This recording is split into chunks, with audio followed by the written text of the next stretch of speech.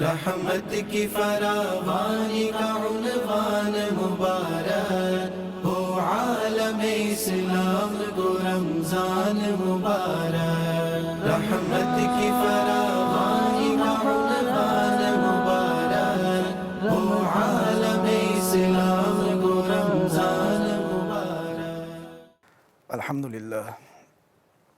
Alhamdulillah Rabbil Alamin wassalatu wassalamu ala rahmatin lil alamin amma ba'd fa'a'udhu billahi minash shaitanir rajim bismillahir rahmanir rahim والذين إذا أنفقوا لم يسرفوا ولم يقتروا وكان بين ذلك قواما صدق الله العظيم وبلغنا رسوله النبي الأمين الكريم ونحن على ذلك لمن الشاهدين والشاكرين والحمد لله رب العالمين. Très chers frères et sœurs, Assalamu alaikum wa rahmatullahi wa barakatuh. Nous souhaitons un Ramadan Karim. Nous espérons que par la grâce d'Allah tabarak wa ta'ala, nous peut passer le meilleur jour de l'année dans l'obéissance d'Allah, dans l'engagement de bonnes pratiques qui pour rapprocher nous avec Allah tabarak wa ta'ala, qu'Allah accepte tout ça bonne action là de nous part. Allah tabarak wa ta'ala illumine nous la vie dans dunya et dans l'akhirah. Le topic d'aujourd'hui c'est al-israf, c'est-à-dire dépenses plus que besoin, ce qu'on appelle aussi overspending. Très chers frères et sœurs, l'islam c'est une religion de modération qui malheureusement mal interprète l'islam et je rentre dans une exagération et je touche une extrémité que je deviens un extrémiste. Mais si nous étudions l'islam de une source primaire, c'est-à-dire le Coran et les paroles prophétiques, hadith, nous pouvons trouver que l'islam prône la modération dans toute bonne action. La modération dans toute bonne action, mais aujourd'hui, nous topiques les demandons à ce que nous concentrions sur la modération économique de l'islam. C'est quoi la modération économique de l'islam? Certainement, l'islam est un système économique bien basé, bien systématique, qui est fondé sur les révélations d'Allah tabarak wa ta'ala, sur les enseignements du prophète Muhammad, paix soit sur lui. Alors, sa modération économique-là, lui demande-nous à ce que, quand nous dépensons l'argent, nous dépensons comme à besoin. Allah tabarak wa ta'ala, dans le Coran, dans Surah Al-Furqan, Surah numéro 25, verset numéro 67, il dit وَالَّذِينَ إِذَا أَنفَقُوا et ban qui quand je dépensais lam yusrifu, je ne pas faire extravagance, wa lam yaqturu, et ni je te faire de sorte que je te risque l'équerre pour je dépenser, wa kana bayna dhalika qawama, mais au contraire je dépense d'une façon qui au milieu ça deux extrêmes.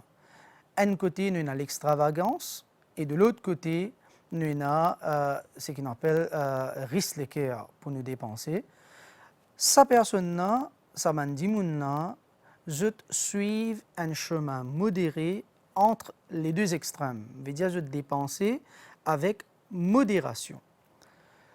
Par contre, ce qui dépenser avec extravagance, Allah tabarak wa ta'ala dit dans Surah Al-A'raf, Surah numéro 7, verset numéro 31, Allah tabarak wa ta'ala adresse à l'humanité en entier. Il dit Ya bani Adam, ô fils d'Adam, ô les humains, khudhu zinatakum 'inda kulli masjid. Embellis avec je ban vêtements auprès de tout masjid. Wa kulu washrabu, et kulu et manger, washrabu et boire. et manger et boire. Wala tusrifu, mais pas faire extravagance. Innahu la yuhibbul musrifin. Très certainement, Allah n'est pas content l'extravagance. Il n'est pas content de celui qui fait l'extravagance.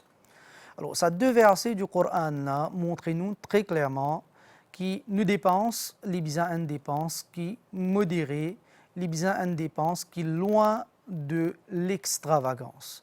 Maintenant, ces deux ayahs là nous finissent par le mot israf. Ce qui nous fait dire extravagance. C'est quoi israf?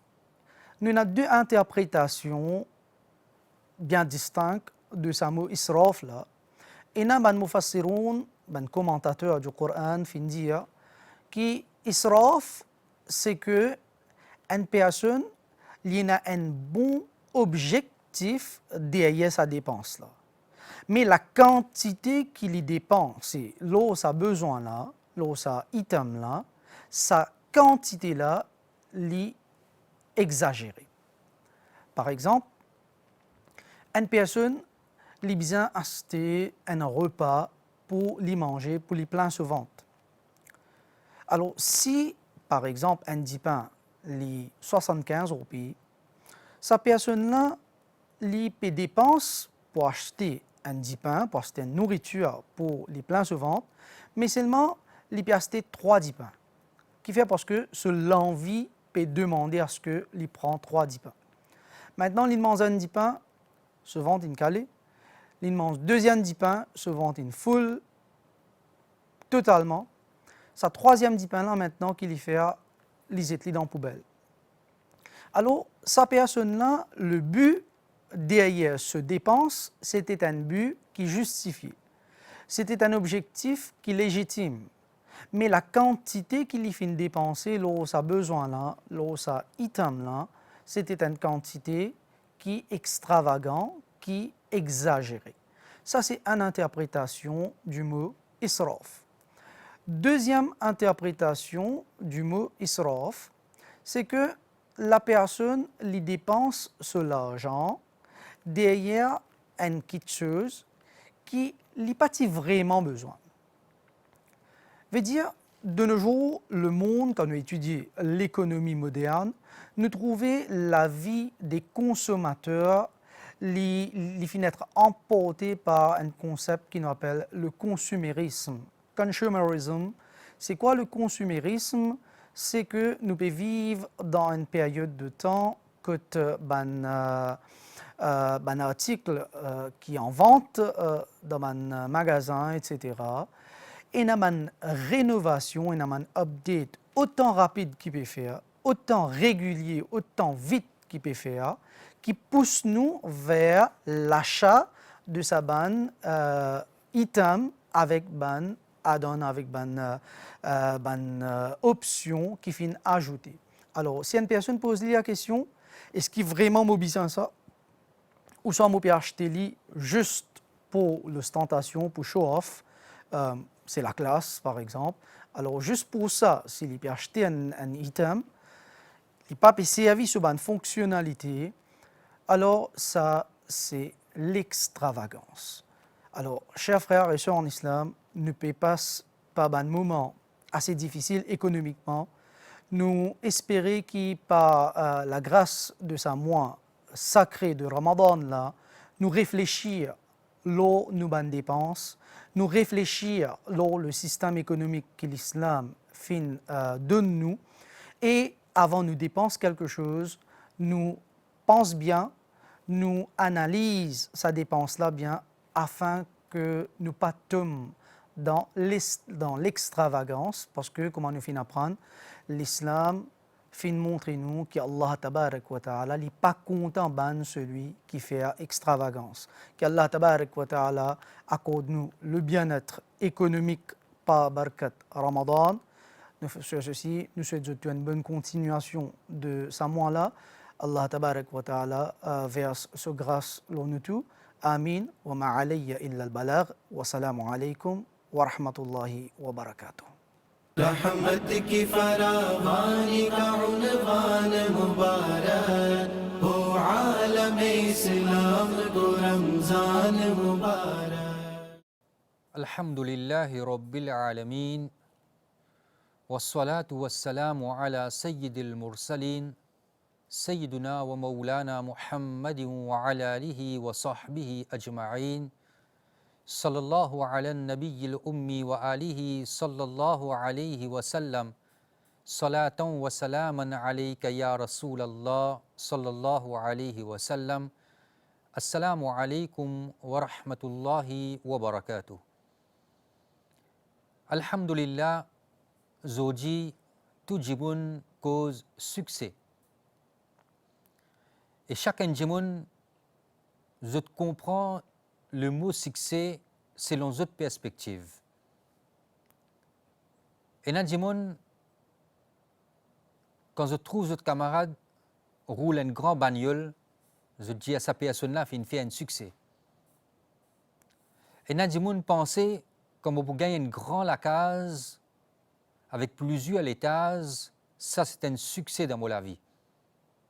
Et dans le monde, je dis comme un business pour fleurir, ça c'est un succès pour moi. Et dans le monde, je dis comme on passe mon examen, ça c'est un succès pour moi. Différents du monde, je comprends succès dans différentes façons. Mais seulement, l'islam explique-nous qui veut dire succès. Et nous dit son explication. Et surtout, quand Allah subhanahu wa ta'ala peut faire nous comprendre qui veut dire succès. Et dans le Coran, Allah subhanahu wa ta'ala explique qui était succès. Alors ça, il est sûr qui le vrai succès. Quand nous cause succès dans les mêmes réels succès, c'est ce qu'Allah et son Rasoul finit à nous succès, c'est ça succès. Alors, quand nous regardons le Coran, Allah subhanahu wa ta'ala dit dans le Coran, Ya ayyuhalladhina amanu rku'u wasjudu wa'budu rabbakum. Ô ban croyants, ô ban mu'min, irka'u, faire ruku', qui veut dire accomplir un namaz, faire votre ruku', wasjudu et faire sajda. Ce qui nous fait un namaz, wa'budu rabbakum, et prier votre Rabb, faire ibadat Allah subhanahu wa ta'ala. Waf'alul khayra, et faire du bien, faire bon travail. De faire bon travail et un succès. De faire bon travail et un succès. Waf'alul khayra la'allakum, afin qu'ils soient tuflihoun. Voilà. Allah subhanahu wa ta'ala peut dire la'allakum tuflihoun. Dans le mot tuflihoun, sur l'origine, il y a le mot falaha. Fa, lam et ha. La'allakum tuflihoun, faire namaz et faire bon travail, là-dedans même il y a un succès. Le vrai succès trouve dans namaz. Ce mot tuflihoun là-dedans nous gagne plusieurs mots encore qui nous tendent tous les jours. Mais peut-être nous pas porte l'attention. 5 fois par jour, mu'adhin dit Hayya ala salat, vin vers namaz. Après qu'il finit dire 2 fois Hayya ala salat, qu'il dit Hayya ala al-falah. Vin vers succès. Al-falah, ici, veut dire succès. Le Coran peut dire, Allah subhanahu wa ta'ala peut dire, la'allakum tuflihun. Le mot il paraît là-bas aussi dans le Coran. Le mot il paraît dans Adhan. Hayya ala al-falah. Vin vers succès. Appelez-vous vers succès. 5 fois par jour. Nabi Karim sallallahu alayhi wa sallam fin établir une parole qui est un muadhin, li répéter, li prononcer, qui lui appelle musulman vers succès. Qui veut dire succès. Premièrement, quand nous cause succès, c'est namaz. Et celui qui quitte namaz, il quitte le succès. Et dans la place du Coran, Allah subhanahu wa ta'ala peut dire Wattaqullaha la'allakum tuflihun. Gagne frayez Allah. Paix Allah subhanahu wa ta'ala la'allakum tuflihun. Ça mot-là, tu parais de sa première ayat qui m'a fini mentionner. La'allakum tuflihun. Ça mot-là peut paraître dans la deuxième ayat qui m'a fini mentionner. La'allakum tuflihun. Allah subhanahu wa ta'ala fait une cause de salat, de namaz et de succès, de faire bonne action, reste la moralité, garde une bonne moralité et un succès. Wattaqullah, paix avec Allah subhanahu wa ta'ala et un succès. Une autre place du Coran, Allah subhanahu wa ta'ala dit Wadhkurullaha kathiran la'allakum tuflihun. Et faire dhikrullah beaucoup, la'allakum tuflihun, afin qu'ils gagnent succès.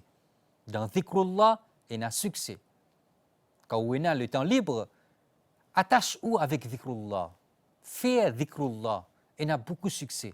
Dans la place où causer, qui n'est pas besoin de causer, qui n'est pas besoin de causer, adoptez dhikrullah. Et le meilleur dhikr qui est là, c'est tilawatul Qur'an. Là-dedans même, il y a un succès. Parce que dans la namaz aussi, nous lisons le Coran. Avec tilawatul Qur'an, nous gagnons taqwa. Et le meilleur dhikrullah qui est là, c'est tilawatul Qur'an. Avec ce Qur'an-là, il y a un succès. Si on attache avec le Qur'an, on la vie pour un succès. Un jeune qui n'a pas lu le Qur'an, il n'a pas gagné succès. Un jeune qui fait une kit tilawatul Qur'an, il fait une kit succès. Sa parent qui parle aux enfants al-madrasa pour apprendre le Coran, la cause l'idéalité te connaît, demain à l'examen demain. Demain à l'examen, sujet-là difficile, pas le madrasa tantôt, assise la case révisée, parce qu'il y a l'examen demain, ou dans les REA. Qui fait ou dans les REA, parce que ces enfants-là, tu as le madrasa, les pour lire le Coran de madrasa. Dans madrasa, il faut lire le Coran. Et à travers ce Coran-là même, Allah donne succès dans la vie. Le Coran pas capable de venir un fardeau pour les enfants pas passer l'examen. Le Coran est un moyen, il y a un intermédiaire pour les enfants passer l'examen. Le Coran illumine ces enfants-là sur l'estomac. Le Coran est ouvert à ces enfants-là sur l'esprit pour les comprendre mieux qu'il pourra le composer demain. À travers ce Coran-là, sujet qu'il pourra le composer vient facile. Nous pas fin comprendre ça. Nous pas fin comprendre ce message-là. Nous fin penser, pas le madrasa tantôt dans l'examen demain. Mais nous devons penser différemment. Nous disons al madrasa tantôt, parce que dans le madrasa, tu peux lire le Coran. À travers ce Coran-là, pas barakat ce Coran-là, ce sujet-là pour venir facile demain. Et tu peux gagner succès. Parce qu'à travers le Coran, nous gagnons succès. Nous fin oublier ça. Nous payons attache. Nous pensons, nos enfants besoin pas le madrasa. Les poils composés, ils pour passer l'examen. Avec ça, l'examen-là, ils pour gagner un joli travail. Ils pour rentrer un grand la case. Ils pour acheter un joli loto. Et avec ça, loto-là, ils pour besoin quitter Al-Dakabar. Ils pour besoin quitter Al-Dakabar. Ça, la case-là, ils pour besoin quitter Al-Dakabar. Qui veut dire, ni sa pensée qui nous est là. Qui ça du bien et matériel qui nous est là, le dunya-là. Pas succès réel, ça. Vrai succès, c'est attache-ou avec ibadat.